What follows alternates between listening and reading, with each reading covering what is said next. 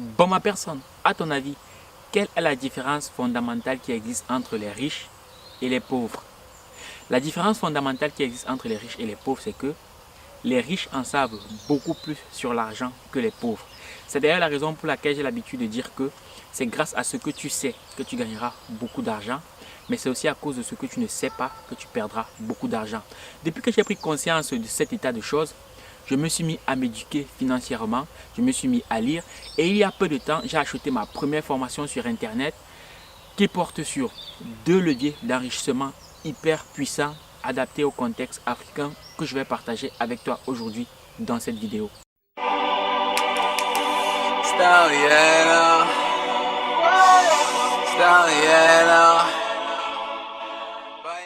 Bonjour ma personne personnelle, j'espère que tu vas bien et j'espère que comme moi tu as soif de réussite. Et bien si c'est le cas, on est ensemble. Tu l'auras bien compris dans la vidéo d'aujourd'hui, on va une fois de plus parler d'argent, mais ceci en s'appuyant sur la formation que j'ai achetée il y a quelques jours. Alors, la formation que j'ai achetée sur Internet il y a quelques jours, c'est une formation proposée par le docteur Claudel Noubissi. Le docteur Claudel Noubissi, c'est un médecin de formation, mais c'est aussi et surtout un entrepreneur. Alors, cette formation s'articule en 2 modules. Le premier module traite de la tontine et du communautarisme économique et le deuxième module explique comment monter une entreprise sans financement. Dans cette vidéo, je vais parler que du premier module parce que sinon la vidéo sera trop longue. Et dans une prochaine vidéo, je te parlerai du deuxième module. Donc, il faudra que tu restes connecté. Alors, la formation en elle-même, c'est une formation qui est constituée de plusieurs vidéos. Et aussi, il y a des supports pour ceux qui préfèrent lire ou pour ceux qui veulent aller plus loin dans la réflexion. Et franchement, les supports manuscrits sont très intéressants. Alors, en ce qui concerne les vidéos, il y a une vidéo sur les tontines, une vidéo sur le communautarisme économique et des vidéos sur comment monter une entreprise sans financement. Alors, la formation en elle-même, je l'ai eu pour une valeur de 23 €, c'était en promotion. Et pour quelqu'un qui réside en Afrique, ça coûte un peu plus de 15 000 francs CFA. Et je pense que franchement, c'est abordable pour monsieur tout le monde. Et puis même, 15 000, c'est l'argent que tu dépenses pour acheter une paire de chaussures ou bien pour acheter 3 casiers de bière le samedi soir quand tu sors faire la fête, tu vois un peu. Et puis si tu trouves que 15 000 c'est cher par rapport aux informations que tu pourras tirer de ces formations-là, eh bien, moi tout ce que je peux te dire c'est que si tu trouves que la connaissance coûte cher, eh bien, essaie l'ignorance. Parce que dis-toi que ma personne, le savoir a ceci de vicieux, c'est que tu ne sais pas ce que tu ne sais pas. Depuis que je me suis rendu compte de ça, je me suis mis à me former comme je t'ai dit précédemment et moi je t'invite vivement à te former parce que l'argent répond à certains principes et seuls ceux qui appliquent les principes d'enrichissement de manière consciente ou inconsciente voient leur capacité d'enrichissement augmenter. Bon enfin, là c'est bien trop parlé, bon voilà.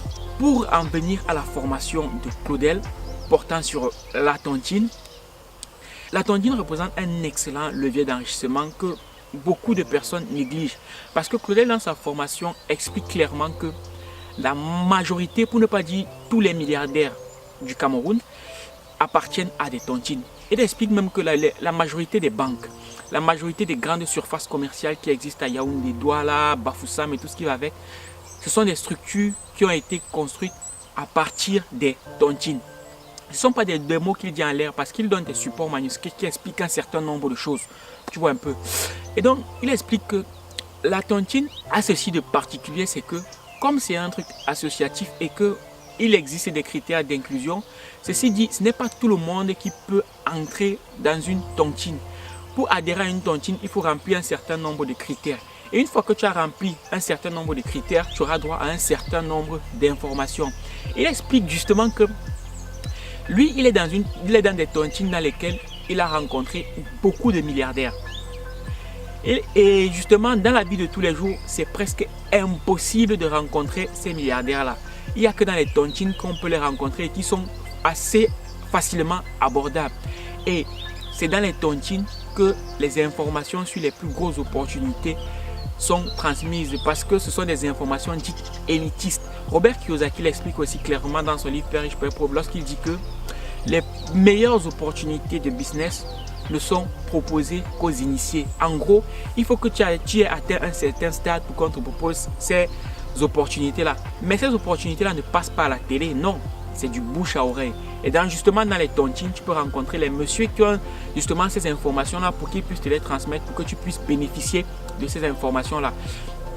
Deuxième point, en ce qui concerne les tontines, c'est que pour ceux qui ont du mal à économiser l'argent chez eux, ou pour ceux qui ont du mal avec les papiers, vouloir mettre l'argent en banque et tout, la tontine te permet justement de te créer un certain cash money, parce que on sait tous, le système de la tontine, c'est un système rotatif.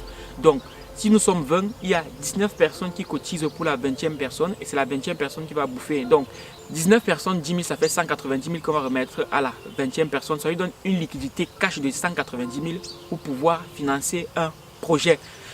Aussi, Claudel explique que pour qu'une tontine soit assez rentable, il faut que cette tontine ait un but structurel. Je m'explique. Par exemple, une tontine qui a un but structurel, c'est par exemple une tontine immobilière. C'est une tontine qui a pour but de rendre chaque membre de la tontine possesseur d'un bien immobilier au bout d'un certain nombre de temps. Dans cette tontine-là, ils peuvent décider qu'au bout de 5 ans, il faut que chaque membre possède un bien immobilier. Donc, qu'est-ce qui se passe dans ce genre de tontine? Les membres de la tontine se cotisent comme d'habitude, sauf qu'une fois qu'ils ont regroupé l'argent, l'argent ne va pas aller dans la poche de celui qui est censé encaisser l'argent. Non, l'argent va être remis à un membre de la tontine qui s'y connaît en immobilier. C'est lui qui va aller faire toutes les démarches et une fois qu'il obtient le titre foncier, il remet le titre foncier à celui qui était censé bouffer l'argent de la tontine. Et donc, dans les tontines, qu'est-ce qu'ils font pour pouvoir garder l'argent toujours dans la tontine, pour pas que ça sorte d'une communauté?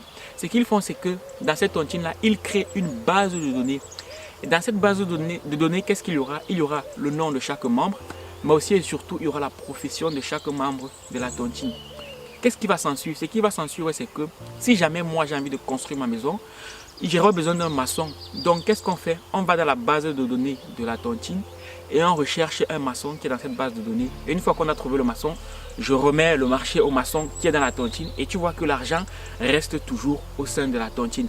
Donc, voilà un excellent levier d'enrichissement que Claudel parle assez bien dans sa formation et que moi je t'invite vraiment à acheter parce que tu apprendras plus de choses que ce que je suis en train de te dire.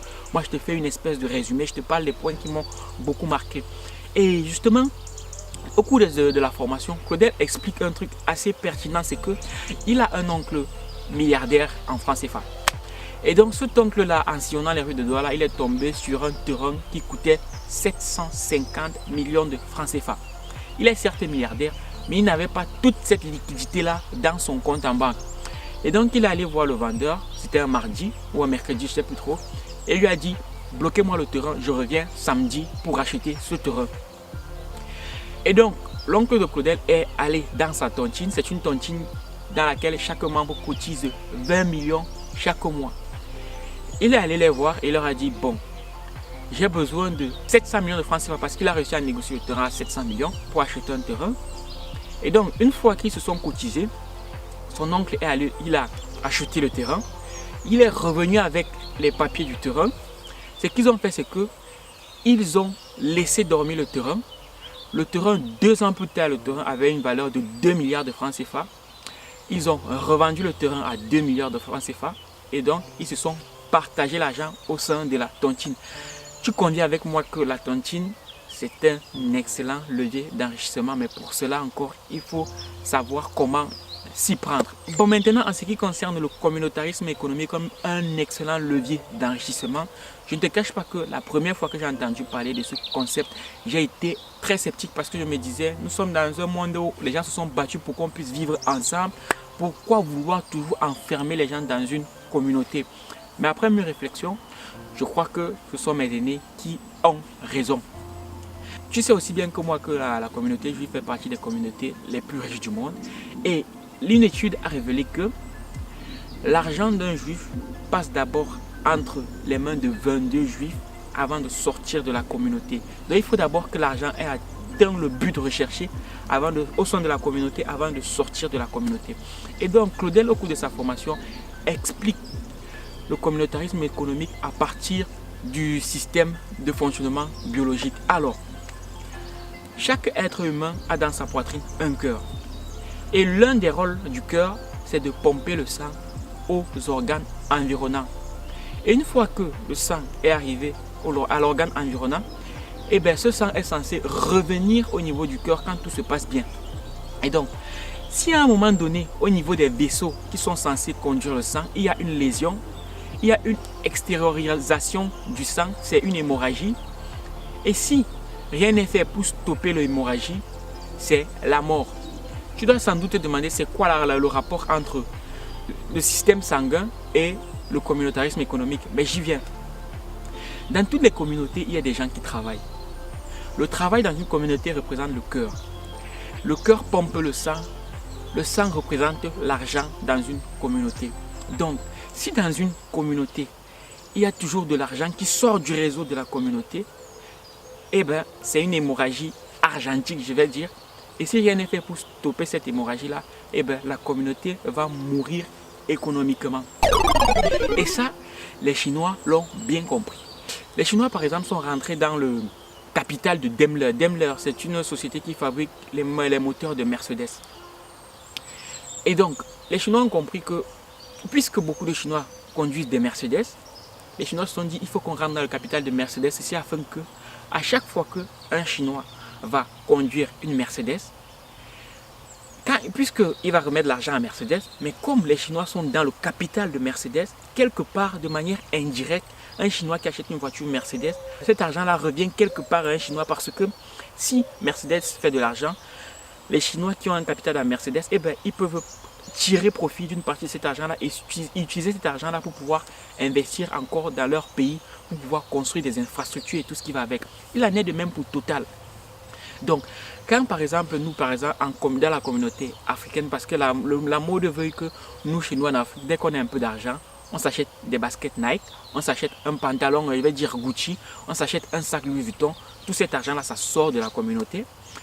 Et bien, cet argent qu'on dépense pour acheter des trucs qui ne sont pas fabriqués par nous-mêmes, cet argent-là ne nous sert plus directement ou indirectement. Alors que quand tu achètes un truc qui est fabriqué par la communauté même, de manière indirecte, tu seras bénéficiaire parce que la société, si elle appartient à la communauté qui fabrique ce produit-là, eh bien, d'une manière ou d'une autre, il faudra qu'elle contribue pour construire les écoles, les hôpitaux, les routes dans la communauté. Je ne sais pas si tu vois un peu parce que la communauté Bamileke au Cameroun aussi l'a bien compris parce qu'il y a des villages au Cameroun où les routes ne sont pas construites par l'État mais par des associations. Je ne sais pas si tu vois un peu ce que je veux dire. Donc voilà, et Claudel l'explique très bien dans sa formation et c'est pour ça que je dis qu'il franchement il faut que tu l'écoutes parce qu'elle est très riche. Donc c'est pour ça que il est très important que nous, la communauté africaine, qu'on apprenne à travailler ensemble parce que seul on va vite mais ensemble on va beaucoup plus loin. Et justement pour bien étayer son propos, pour montrer à quel point le communautarisme peut être un excellent levier d'enrichissement, Claudel raconte une histoire qu'a vécu Thierry Niamen, un grand frère qu'on respecte tous beaucoup. C'est que Thierry Niamen, au cours d'un voyage en France, s'est fait héberger par une famille juive. Et donc, un matin, le chef de famille commissionne Thierry pour que Thierry aille acheter du pain et il le commissionne dans une boulangerie précise. Thierry se dit, mais pourquoi est-ce que le chef de famille m'envoie aussi loin alors qu'il y a le même pain juste à côté? Et donc, Thierry s'en va acheter le pain dans la boulangerie juste en bas de l'immeuble. Sauf que quand il ramène le pain, le chef de famille lui dit « Jette ce pain-là, parce que ce n'est pas le pain que je t'ai demandé d'acheter. » Thierry dit « Ok, bon, on va pas quand même jeter le pain. » Il veut donner au chien. Le chef de famille lui dit « Non, mon chien ne doit pas manger de ce pain-là, parce que si mon chien mange de ce pain-là, il va tomber malade. » Et donc Thierry dit « Ok, d'accord. » Et le chef de famille ne s'arrête pas là. Il lui redonne l'argent, il lui dit « Va m'acheter du pain dans la boulangerie que je t'ai indiqué. » Thierry va donc acheter le pain et il le ramène. Et le chef de famille prend ce pain et lui dit « Regarde l'insigne qu'il y a sur ce pain. » Et il lui signifie que n'achète plus jamais un pain qui n'a pas d'insigne comme celui-ci. Parce que si tu manges un pain qui n'a pas cet insigne-là, tu vas tomber malade. Et Thierry, après investigation, s'est rendu compte que, en fait, la boulangerie en question, c'était une boulangerie tenue par un autre juif. Et donc, cet insigne-là permettait de faire en sorte que tous les juifs ne consomment que du pain sorti de cette boulangerie-là. Tu vois le truc ou pas? Donc voilà. Bon, après réflexion aussi, je me suis dit, oui, c'est bien beau de parler du communautarisme économique, mais pourquoi est-ce que très souvent, les Africains ne consomment pas chez d'autres Africains? Je me suis rendu compte que oui, effectivement, c'est parce qu'aussi, il faudrait que nous, Africains, apprenions à faire des produits de qualité. Parce que quand moi, je travaille mon argent, quand je veux le dépenser, je veux un service de qualité. Ce n'est pas parce que tu es mon frère et que tu fais un truc de moyenne qualité que je vais forcément venir dépenser chez toi. Non, il faut que nous aussi, on apprenne à produire des produits de qualité. Mais aussi et surtout, il faut qu'on apprenne à faire du marketing. Parce que oui, chez nous en Afrique, on produit des trucs de qualité. Mais comme on ne sait pas les mettre en avant, et bien très souvent, on a du mal à vouloir acheter nos propres trucs. Je te prends un exemple. Avant, je me posais la question de savoir, mais où sont les écrivains africains? Mais c'est quoi, il n'y a pas d'écrivains? Qu'est-ce qui se passe? Mais maintenant que je me frotte un peu plus à la chose, je me rends compte qu'il y a beaucoup d'écrivains qui écrivent beaucoup de choses intéressantes. Mais comme ils ne sont pas très souvent formés au marketing, ils ont du mal à mettre leurs produits, leurs livres en avant, et bien il se trouve que nous on se rabat toujours sur les livres occidentaux. Donc, et ça m'amène justement à parler de l'excellent livre qu'a écrit Ricardo Kanyama sur l'intelligence financière. Et des livres comme ça, il y en a encore beaucoup. C'est juste qu'il faut chercher. Comme on n'a pas tout le temps de chercher, il faut qu'on apprenne à mettre nos propres produits en avant. Donc voilà ma personne, c'est ce que je voulais partager avec toi aujourd'hui en ce qui concerne la formation de Claudel que j'ai acheté il y a quelques semaines en arrière. Très riche et franchement je te conseille de l'acheter aussi. Petite précision, je ne suis pas payé pour parler de cette formation, c'est juste que je pense qu'on devrait apprendre à partager. Et ce n'est que comme, parce que c'est la connaissance libère, ce n'est que comme ça qu'on pourra réussir tous ensemble. Donc voilà ma personne, j'espère que cette vidéo t'aura été utile. Je t'invite vivement à m'écrire sur WhatsApp afin que je t'enregistre pour que tu puisses bénéficier de mes lectures hebdomadaires sur WhatsApp, parce que c'est juste quelque chose à ne pas manquer. Donc voilà, j'espère que cette vidéo t'aura été utile. Si c'est le cas, on est ensemble et je donne rendez-vous à ma prochaine vidéo. Minakano.